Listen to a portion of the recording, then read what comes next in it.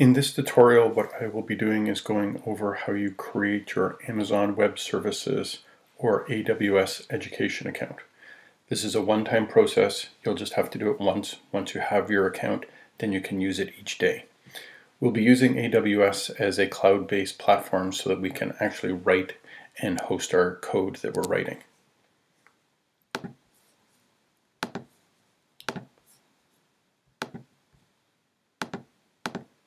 You'll notice if you go to your email, you will have received this email that I got AWS to send to you. So this is your request so that you can actually get an AWS education account.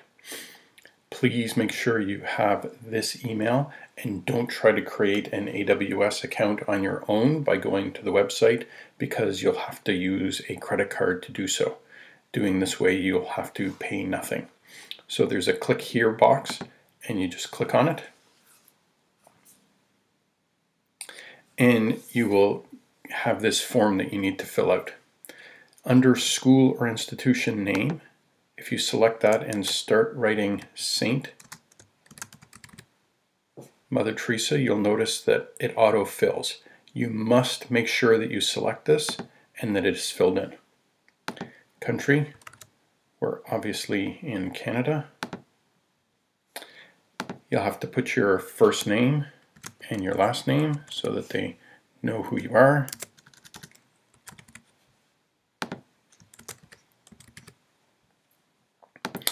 Here it says graduation month, which normally we graduate in June, and graduation year. It's important that you pick whatever year you potentially will be graduating. So I'm just going to say 2025. And then your birth month, you can just pick the month you were born, and year. It is really important that you pick the correct year you were born. If you are not 14 years old when you're filling this form out, they will let you fill it out, you will submit it, and then you will come back and be rejected because you must be over 14 to get this account. So make sure that you pick a year where it will turn out that you are more than 14 years old when you select this. So I'm just going to select the year 2000. There is no promotional code, so you don't need to fill that in.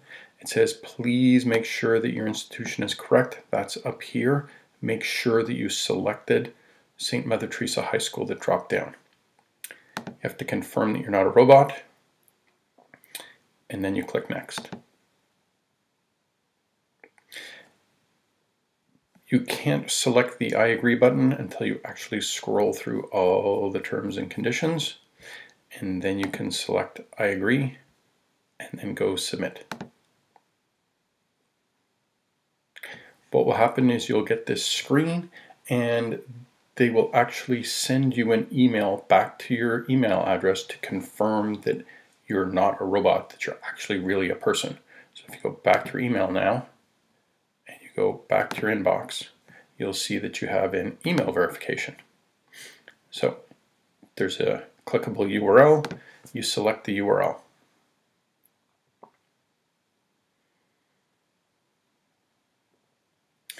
So it says that your email has been verified and they will review your application.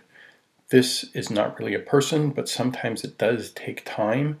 So you go back to your email and you'll have to wait several minutes for it to show up. So I'm just going to pause the video until we come back and the email has shown up.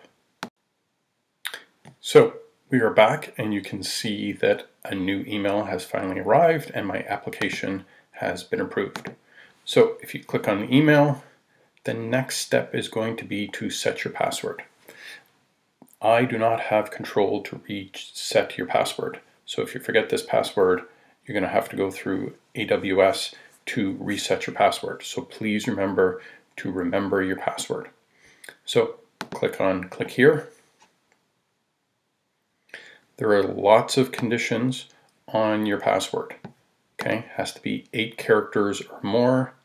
It must contain at least one letter, at least one number, It can't contain any of your username, so it can't contain any of your name, and it has to have at least one special character.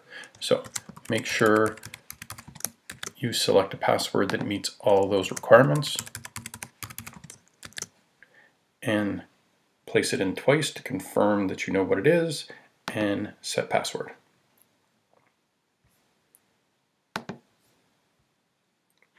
Once you're done, you will get a screen like this, and this is where we're going to pause this video. You now have your account, and it has your name, and we're going to use AWS each day to write our code.